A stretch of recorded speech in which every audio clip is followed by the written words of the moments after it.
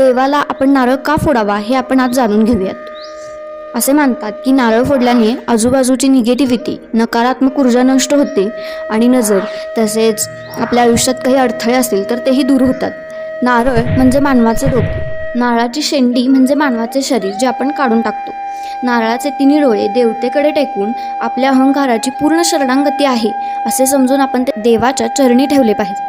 आपण हे जाणतो की जर आपण नारळ फोडला तर त्यातून फट असा आवाज येतो, जो एक बीज मंत्र आहे आणि त्यामुळे आजूबाजूचे दुष्परिणाम दूर होतात। कठोर कवच म्हणजे अहंकार, इगो आहे। नारळ जेव्हा फुटतो आणि उघडतो तेव्हा आपल्याला नारळाचे पाणी मिळते, जे गंगाजल इतकेच पवित्र असते। आपण हे सर्वत्र शिंपडतो, ज्यामुळे पर्यावरण आणि आजूबाजूची नकारात्मकता देखील स्वच्छ होते।